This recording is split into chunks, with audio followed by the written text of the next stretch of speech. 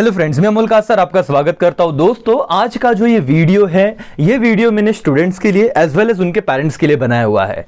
ये वीडियो उन बच्चों के लिए है जिनका अभी अभी 10th का एग्जाम हुआ है और हाँ, वो स्पेसिफिकली कॉमर्स लेना चाहते हैं, बट उनको बहुत सारे सवाल है, राईट, की सर कोणती फील्ड कॉमर्स घेतल्यानंतर क्लासेस कधी सुरू करायचे, कॉलेजचं ॲडमिशन कसं, प्रोसिजर काय असते, अँड सर सीए किंवा सीएस प्रोफेशनल कोर्स करताना आत्ताच क्लास लावायचे क्या, सो ऑन, बहुत सारे क्वेश्चन रहेंगे। मैं ट्राई करूंगा कि ये लेक्चर के एंड तक, इस लेक्चर के एंड तक आपके बहुत सारे सवाल के आंसर आपको मिल जाए। सो प्लीज एंड तक इस वीडियो को देखना। इतने साल से जो एक्सपीरियंस है, जितने सवाल मुझ तक आए हैं, उन सारे क्वेश्चन के आंसर्स मैं आपको करूंगा, जिससे बहुत सारे प्रॉब्लम्स आपके सॉल्व हो जाएंगे, राइट। दूसरी बात, इसके अलावा अगर आपके कुछ क्वेश्चन होंगे तो आप कमेंट में उस क्वेश्चन को पूछ सकते हो। मैं ट्राई करूंगा कि दूसरा वीडियो उस क्वेश्चन पे लेके आओ। चलो शुरुआत करते हैं। सबसे पहला तो 10th, सर सर्वात मोठा प्रश्न हा है कि 10th का रिजल्ट का क्या, कब रिजल्ट आएगा और कब एडमिशन प्रोसीजर चालू होगा, यस और नो। बहुत बड़ा सवाल है बच्चों को और उससे बड़ा सवाल है पेरेंट्स को कि करे क्या। और अब तक तो नॉर्मल सिनारियो में, जब अभी इससे मतलब इस टाइम में, इस मंथ में या अगले मंथ में तो रिजल्ट भी आ जाते हैं और एडमिशन प्रोसीजर भी चालू हो जाता है। बट अब तक तो सवाल यही है कि एग्जाम होणार पण आहे कि नहीं होणार, और नहीं होगा तो फिर इवैल्यूएशन कैसे किया जाएगा, और एक बार रिजल्ट बच्चों का कैसे बनेगा, और रिजल्ट बनने के बाद एडमिशन कौन से बेसिस पे किया जाएगा। बहुत बड़ा सवाल है, यस और नो। बट दोस्तों, जिनको कॉमर्स लेना फिक्स हो गया है, मेरा ये रिक्वेस्ट रहेगा पेरेंट्स से भी और स्टूडेंट से भी, आप अपने करियर को बर्बाद मत करना इस डिसीजन को लेके। क्योंकि एक चीज तो फॉर श्योर है कि आपको 10th से 11th स्टैंडर्ड में भेज दिया गया है, और कितना भी कुछ भी हो जाए, महाराष्ट्र के तो हर एक बच्चा 11th में गया ही गया। सो क्यों वेट कर रहे हो क्लासेस ज्वाइन करने में या फिर पढ़ाई स्टार्ट करने में, नहीं भी क्लासेस ज्वाइन करने तो, राइट। तो आपकी पढ़ाई स्टार्ट हो जानी चाहिए। क्यों, मैं आपको उसका भी आंसर देखता हूं। ध्यान से देखना, आपके जिंदगी के अगले 3 साल कैसे चलने वाले हैं, थोड़ा इस पे मैं बात करता हूं, फिर आगे के कुछ क्वेश्चन पे भी आऊंगा। 2020-21 दोस्तों, आप लोगों का बोर्ड एग्जाम यहां पे होना चाहिए था मार्च और अप्रैल में, राइट, जैसे कि आपको दिख रहा है। बट अब मई तक बात आ गई और कुछ भी डिसीजन अब तक फाइनल नहीं हो रहा है। मुझे ऐसे लग रहा है कि इस डिसीजन को फाइनल होने तक, या आपके रिजल्ट या एडमिशन की प्रोसीजर चालू होने तक, इस साल हो सकता है जून, जुलाई और अगस्त तक का टाइम निकल जाए। तो इस साल के आपके पास कितने मंथ बचते हैं, सितंबर, अक्टूबर, नवंबर, दिसंबर, एंड अगले साल आप लोगों की जैसे भी वो एडमिशन दे देंगे, 12th कॉमर्स का एग्जाम आपका रहता है मार्च नहीं तो अप्रैल में। तो कम से कम आपको 6 और 7 ही महीने मिलेंगे अगर आपने वेट किया कि हम कॉलेज को स्टार्ट होने देते हैं फिर हमारी पढ़ाई चालू करते हैं। सो प्लीज आप इतना वेट मत कीजिए। अगर आपको यह कंफर्म है कि आम्हाला कॉमर्सच घ्यायचं आणि कॉमर्समध्येच पुढे करियर करायचं है, तो डेफिनेटली आपने अपना कॉल फाइनल करके पढ़ाई स्टार्ट कर देनी चाहिए। हमारे चैनल पे भी आपको बहुत सारे डेमो लेक्चर्स मिल जाएंगे कि मैंने ओसीएम के कुछ लेक्चर डाले, अकाउंट्स के लेक्चर है, इकोनॉमिक्स है, सेक्रेटरियल प्रैक्टिस के कुछ वीडियोस है, तो आपको अंदाजा आएगा कि कॉमर्स में क्या सब्जेक्ट रहते हैं और पढ़ना कैसे है। मैं आगे सब्जेक्ट की भी बात करूंगा, राइट, कि कौन से सब्जेक्ट इंपॉर्टेंट है, अगर आपको क्लासेस लगाने की जरूरत पड़ी ही तो कौन से सब्जेक्ट के क्लासेस लगाने चाहिए, ये सारी बातें मैं आपको बताऊंगा। सिर्फ एंड तक जुड़े रहना। जितने रैंडमली मेरे को चीजें याद आ रही, मैं सब आपके सामने शेयर कर रहा हूं। तो दोस्तों, 11th में ये साल अगर आप कहते हो कि सर खरंच एवढं महत्व द्यायची गरज आहे का, कि सीधा 12वीं का वेट करें, क्योंकि इस बात भी ऐसे ही लग रहा है कि शायद 11 अगर ये सिचुएशन, मतलब अब ऑनलाइन ही क्लासेस होने वाले हैं, ऑनलाइन ही एजुकेशन चलने वाला है, तो आपके बच्चे ने या फिर 11th स्टैंडर्ड का स्टूडेंट देख रहा है जो अभी 10th होके 11th में गया है, आपने अगर इस साल को हल्के में लिया तो सर और मैडम आप बहुत बड़ी गलती करोगे।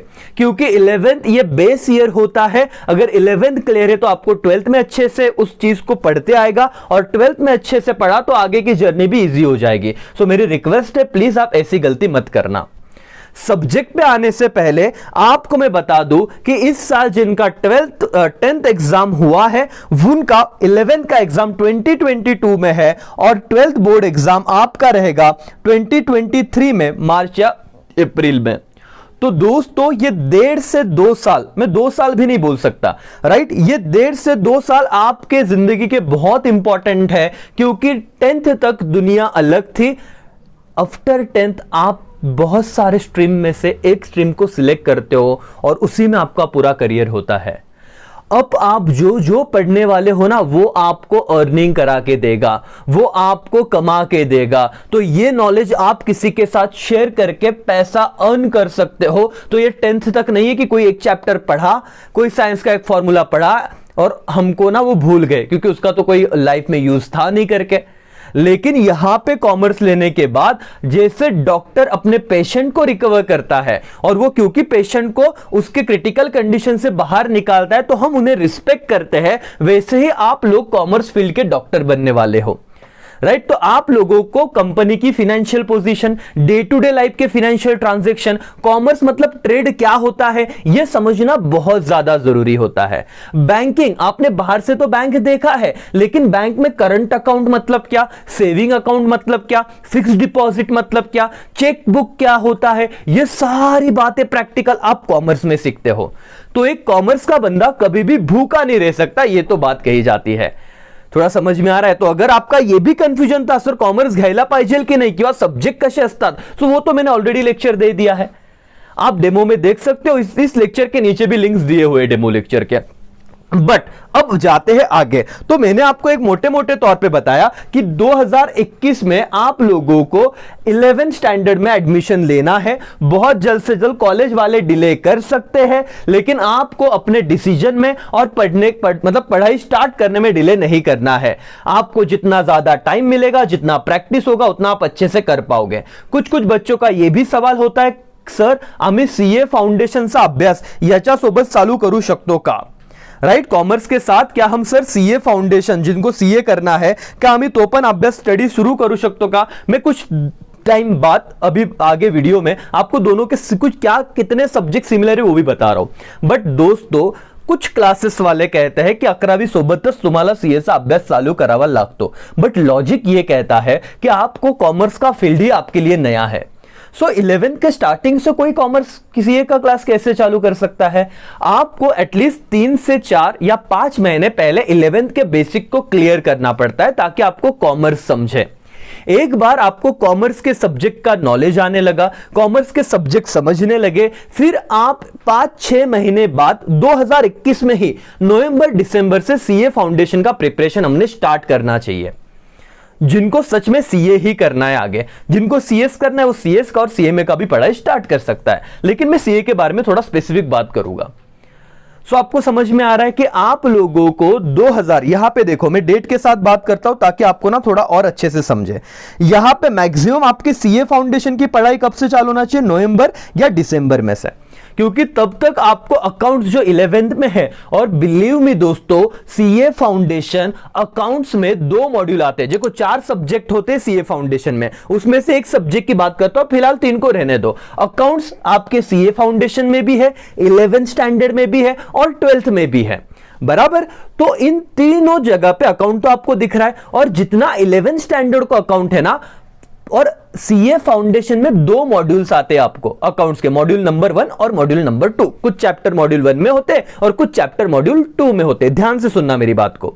तो जो मॉड्यूल 1 के कुछ चैप्टर है ना, उसके 70 to 80% चैप्टर 11वीं में कवर हो जाते हैं। लो सर, सो क्यों बर्डन लेके पढ़ाई चालू करना है? पहले 3-4 महीने 11वीं के अकाउंट को आप रिस्पेक्ट देते हो, पूरा डिटेल में समझते हो, तो इनडायरेक्टली आपके सीए फाउंडेशन के अकाउंट की पढ़ाई हो रही है।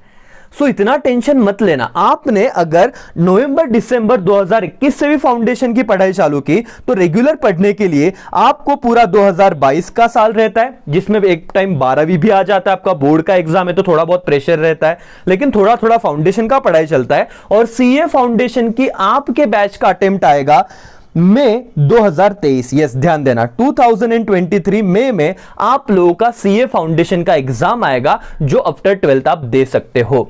क्या इतना क्लियर है क्या? यस और नो? सर तुम्ही ये करून घेता का? यस, हमारे क्लास में भी 11 से ही सीए फाउंडेशन का प्रिपरेशन चालू हो जाता है एंड में, लेकिन तो हम पहले सारी फीस नहीं कवर कर लेते हैं। समझ में आया? यस, आराम से, क्योंकि पेरेंट्स को और स्टूडेंट को दोनों को एक टाइम चाहिए कि हम कर सकते हैं कि नहीं कर सकते, राइट। और बच्चों का अगर इंटरेस्ट आया तो कुछ भी बात करना आसान होता है, मुश्किल होता नहीं है। तो मैंने एक क्लियरिटी आपके दिमाग में ला दी पेरेंट्स, 2021 से लेकर 2023 ये 3 साल बहुत इंपॉर्टेंट है, 2-2.5 से 3 साल आपके बच्चे के कॉमर्स के करियर के लिए। 2021 में 11वीं में एडमिशन, 2020-22 में वो 12th में जाएगा। 2023 ये जो ईयर है बहुत ही ज्यादा क्रूशियल है बच्चों के लाइफ के और करियर में टर्निंग पॉइंट के लिए, क्योंकि यहां पे बोर्ड एग्जाम भी आ रहा है और यहां पे सीए फाउंडेशन का एग्जाम भी आ रहा है। अगर आपको सीएस करना है या फिर सीए में कर रहा है, उनके एग्जाम भी 2023 में आएंगे। इस 2023 के लिए हमें आज से प्रिपरेशन करना जरूरी है अगर आप कॉमर्स के स्टूडेंट हो तो। समझा? और मैं बहुत यूनिक बात कर रहा हूं, सारे टीचर्स की तरह मैं सब्जेक्ट तो बताऊंगा बाद में, लेकिन ये डिसीजन मेकिंग में ये बात बताना बहुत जरूरी है टाइमलाइन के साथ। क्या आपको पहला टाइमलाइन अब क्लियर है क्या? यस और नो? कॉमर्स लेना ऑलरेडी फिक्स है, इसलिए आप इस वीडियो पे आए। सीए फाउंडेशन करना है तो कब से क्लास चालू करना है वो भी मैंने बता दिया। सर सब्जेक्ट किती असता कॉमर्स मध्ये ते तुम्ही आम्हाला सांगणार का? यस, जिनको थोड़ा, क्योंकि बहुत बार कुछ कुछ पेरेंट्स ऐसे होते हैं जिन्होंने साइंस और इंजीनियरिंग बैकग्राउंड के होते हैं, तो उनको कॉमर्स के बारे में पता नहीं, बट उनके बच्चों को या उनके जो भी छोटे भाई बहन है कुछ होगा तो उनको ना कॉमर्स लेना होता है, बट उनको गाइड नहीं करते आता। तो ध्यान दो, कॉमर्स में बेसिकली जब आप 11th में जाओगे तो कितने सब्जेक्ट है? 6। अकाउंट्स, इकोनॉमिक्स और ओसीएम और इंग्लिश, ये जो सब्जेक्ट है वो कंपलसरी होते हैं, जो लेना ही पड़ता है, राइट? उसके अलावा एसपी और मैथ्स, ये 2 सब्जेक्ट ऑप्शन होते हैं 11th में। इधर आपको एसपी मिलेगा, सेक्रेटरियल प्रैक्टिस इसका पूरा नाम है, नहीं तो आपको मैथ्स मिलेगा। जिन बच्चों को सीए करना रहता है वो ट्राई करते हैं कि 11th में वो मैथ्स ही ले, क्योंकि सीए फाउंडेशन का एक सब्जेक्ट है मैथ्स वाला। 4 सब्जेक्ट, एक मैंने अकाउंट बताया, दूसरा कौन सा है? मैथ्स। तो इसीलिए 11th-12th अगर मैथ्स पढ़ा तो सीए फाउंडेशन में और ज्यादा इजी हो जाता है उनके लिए। समझ में आया? लेकिन बहुत सारे कॉलेजेस में मैथ्स मिलेगा ऐसे नहीं है दोस्तों। पेरेंट्स, मैं आपको अभी बता दूं, हर कॉलेज में मैथ्स नहीं होता कॉमर्स के, कुछ स्पेसिफिक कॉलेज होते हैं जिनमें मैथ्स मिलता है। तो आपके दिमाग में एक सवाल आएगा, तो सर आता काय करायचं? तो सबसे पहले जब आप कॉलेज में जाओगे तो पूछ लेना क्या तुम्हारे कॉलेज में मैथ्स है क्या। बट अगर बहुत सारे गांव में कॉलेजेस तो है बट मैथ्स टीचर नहीं है, बच्चे मैथ्स लेते नहीं, क्योंकि हर बच्चा सीए नहीं करता, तो मैथ्स नहीं रखते। लेकिन आपके स्टूडेंट को, आपके बच्चे को सीए करना है तो क्या करें?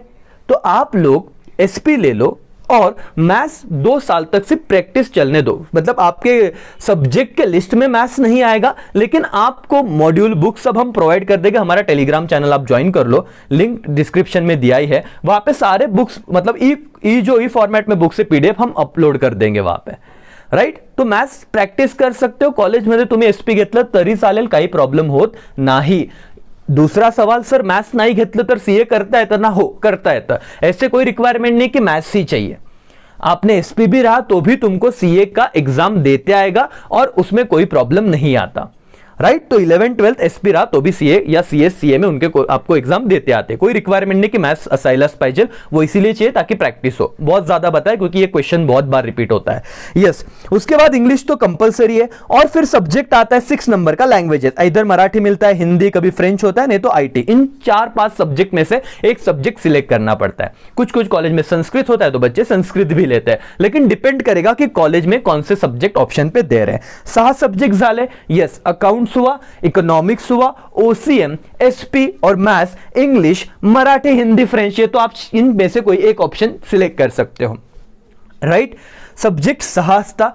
आता सर क्या हर सब्जेक्ट का क्लास लगाना जरूरी है? जनरली दोस्तों अकाउंट से सबसे ज्यादा इंपॉर्टेंट सब्जेक्ट माना जाता है, तो इसका क्लास तो चाहिए ही, लेकिन साथ ही साथ इकोनॉमिक्स बहुत टेक्निकल सब्जेक्ट है जो सेल्फ स्टडी करके बच्चों को नहीं समझता। तो अकाउंट्स और इकोनॉमिक्स ये सबसे इंपॉर्टेंट सब्जेक्ट है। और उसके साथ साथ ओसीएम और एसपी एक्चुअली आपको कॉमर्स वर्ल्ड के बारे में ज्ञान देते हैं। बहुत बच्चे ट्राई करते हैं कि आम्ही घरीच करून घेऊ और वो ना लास्ट तक वो सब्जेक्ट करते नहीं, तो उनका 11th का ये जो नॉलेज लेना होता है इन 2 सब्जेक्ट का, ओसीएम एसपी, वो रह जाता है। तो मैं आपसे रिक्वेस्ट करूंगा, एक तो आप सेल्फ स्टडी करना चाहते हो तो पहले दिन से अच्छी तरीके से पढ़ो। इन सबके डेमो लेक्चर 4 सब्जेक्ट के हमारे चैनल पे अवेलेबल है, आपको आप प्लेलिस्ट में देख सकते हो, नहीं तो डिस्क्रिप्शन पे लिंक मिल जाएगा। सो तुमको समझेगा कि एक्चुअल सब्जेक्ट है क्या। समझ में आ रहा है? यस और नो? तो इन 4 सब्जेक्ट का नॉलेज तो आपने हमारे कुछ लेक्चर्स देखे, आपको समझ जाएगा कि एक्चुअली सब्जेक्ट है क्या, राइट पेरेंट्स या बच्चों? ओके सर, आता सीए मध्ये किती सब्जेक्ट असतात? ओके, सीए मध्ये हे बघा, मैं थोड़ी बात फाउंडेशन के बेसिस पे करता हूं। सबसे पहला सब्जेक्ट होता है अकाउंट्स, जो 100 मार्क्स के लिए आता है और एमसीक्यूज नहीं है। अगर आप आपने कभी, पेरेंट्स की बात कर रहा हूं, अगर आपने पहले कभी सुना होगा सीए के बारे में, तो एमसीक्यूज मतलब ऑब्जेक्टिव ही रहते थे। अब ये रिटर्न पेपर हो गया 100 मार्क्स का। दूसरा सब्जेक्ट होता है इकोनॉमिक्स और उसके साथ बीसीके करके है, और ये पूरा 100 मार्क्स का ऑब्जेक्टिव पेपर है जिसमें सिर्फ एमसीक्यूज आएंगे, लिखना नहीं है। अकाउंटच्या पेपर मध्ये सम सॉल्व करायचे आहे, इकोनॉमिक्स मध्ये फक्त एमसीक्यूज, 4 ऑप्शन पैकी एक ऑप्शन तुम्हाला सिलेक्ट करायचा आहे, राइट। आणि याच्यामध्ये नेगेटिव्ह मार्किंग आहे, जर एक बरोबर आलं तर 1 मार्क और एक गलत हुआ तो माइनस क्या 0.25 मार्क्स रिड्यूस हो गए, म्हणजे 4 चुकला तर 1 मार्क्स जाईल। नेगेटिव्ह मार्किंग सीए फाउंडेशन मध्ये आहे, समझा? Yes sir. उसके बाद तीसरा सब्जेक्ट है लॉ और बीसीआर। यहां पेपर पण राइटिंग मध्ये 100 मार्क्स का पेपर रहता है, ये भी लॉ और बीसीआर करके, बीसीआर मतलब थोड़ा इंग्लिश कम्युनिकेशन का पार्ट है। तो ये पूरा का पूरा पेपर 100 मार्क्स का है, राइटिंग में है, जैसे आप अब तक आपके साइंस का पेपर लिख रहे थे, राइट, 10th तक, वैसे जैसे आप अभी इकोनॉमिक्स ओसीएम का पेपर लिखोगे वैसे ही लॉ का पेपर भी रिटर्न में है। चौथा सब्जेक्ट है मैथ्स, स्टैटिस्टिक्स और एलआर, 100 मार्क्स का है, आणि हा पेपर पण ऑब्जेक्टिव है जैसे इकोनॉमिक्स था। 4 ऑप्शन में से एक ऑप्शन सिलेक्ट करना है, सही आया तो 1 मार्क्स मिलेगा, अगर गलत हुआ तो आपका 0.25 मार्क्स कट हो जाएगा। समझ ल? यस और नो? सीए फाउंडेशन का थोड़ा मार्किंग सिस्टम समझा तो टोटल 400 मार्क्स झाले, 400 मार्क्स हुआ। पासिंग के लिए एग्रीगेट कितना चाहिए? 50%, म्हणजे 400 पैकी तुम्हाला 200 मार्क आणावा लागतात।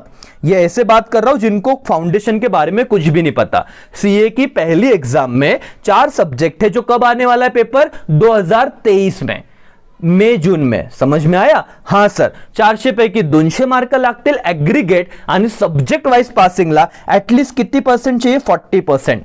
सो यहां पे 35 मार्क्स को पासिंग नहीं है, एटलीस्ट सब्जेक्ट वाइज प्रत्येक सब्जेक्ट कमीत कमी किती मार्क पाहिजे? 40 राइट। तो सब्जेक्ट वाइज 40। अगर सर मला समजा इको मध्ये 90, लॉ मध्ये 90, मॅथ्स मध्ये 90, 90 मिले 180, आणि अकाउंट मध्ये 20 मार्क्स मिळाले, तर माझे टोटल तो 200 मार्क्स झाली, तर मी पास आहे का? नाही।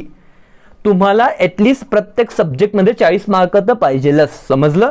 यस। और अगर, आणि सर आता एकच सब्जेक्ट फेल झालो तो एकच द्यायचा का? नहीं, आपको सब पूरा का पूरा एग्जाम वापस देना पड़ेगा, सारे सब्जेक्ट। आई होप ये थोड़ा नॉलेज आपके लिए काफी था। सबसे बड़ी बात दोस्तों, हाँ, आणि सीएचं काही कॉलेज असतं का? नाही, एक ही इन्स्टिट्यूट होता है, जो institute of chartered accountant of India, त्याचं वेबसाइट असतं, उधर जाके आप रजिस्ट्रेशन कर सकते हो ऑनलाइन, सारा प्रोसीजर ऑनलाइन है। आता तुम्हाला घाई करायची गरज नाही, एटलीस्ट तुम 4 से 5 महीने 6 महीने तक सीए का रजिस्ट्रेशन नहीं करोगे, कोई टेंशन मत लो, हम क्लास की तरफ से आपको बताएंगे, नहीं तो मैं video time to time upload कर दूंगा। समझ लो एवरीबॉडी, क्या क्लियर हो रही बात है? ये 2-3 साल तुम्हारे लाइफ के बहुत इंपॉर्टेंट है दोस्तों। पेरेंट्स सुनो, मेरी रिक्वेस्ट है, आप देख रहे हो कि जो माहौल चल रहा है, जितना अनएम्प्लॉयमेंट हो रहा है, तो आपके बच्चों को जो भी आप पढ़ा रहे हो, जहां पे भी आप पढ़ा रहे हो, मेक श्योर कि वो क्लास लिमिटेड बच्चों के साथ हो, हर बच्चों पे इक्वल उनका ध्यान होना चाहिए, ऐसा नहीं कि भीड़ में कहीं खो गए। सो इसीलिए ये रिक्वेस्ट है, क्योंकि इनको अगर ये 2, 2.5, 3 साल अगर आपने एक प्रॉपर गाइडेंस में रखा, या आप भले सेल्फ स्टडी कर रहे हो तो आपने उन पे ध्यान दिया, तो ये 3 साल जिंदगी के 30 साल उनके संभाल लेंगे। तो मेरी रिक्वेस्ट है आपसे कि आप प्रॉपर डिसीजन लो। मैंने सब्जेक्ट के बारे में गाइड किया, सर कॉलेजेस का असता वो टाइम टू टाइम ना लिस्ट आपके नियर अबाउट जो भी कॉलेजेस होगी, जैसे नासिक के कॉलेजेस के बारे में हमने ऑलरेडी एक लिस्ट बना के रखी है, आपको अगर चाहिए तो आप हमें मैसेज कीजिए, कमेंट कीजिए, हमारा नंबर भी नीचे दिया गया, उस पर व्हाट्सएप कीजिए कि नासिक से कॉलेजेस से लिस्ट पाठवा, हम आपको वो भी कॉन्टैक्ट नंबर के साथ भेज देंगे। आई होप आपको अगर ये वीडियो यूजफुल रहा होगा, तो दोस्तों जितने भी आपके दोस्त हैं जो अभी 10th to 11th कॉमर्स में जाने वाले हैं, उनको ये वीडियो शेयर कीजिए, और साथ में ये भी कहो कि एंड तक जरूर देखिए, क्योंकि आप एंड तक आए हो, आपको इतनी बातें समझी तो उनको भी समझेगा। सीएससीए में वो भी बताऊंगा, उतने ही सिंपल सब्जेक्ट होते हैं, राइट? तो उसमें भी उसकी बात भी टाइम टू टाइम में करूंगा। बट 11th का डिसीजन लेना बहुत जरूरी था। सब्जेक्ट के बारे में बताया, ये 3 साल का सबसे इंपॉर्टेंट आपके आंखों के सामने कैलकुलेशन चाहिए, और आपने अभी से पढ़ाई चालू करनी चाहिए, विदाउट कोई भी वेट किए बिना कि सर एग्जाम रिजल्ट सकाय आणि कॉलेज से एडमिशन सकाय।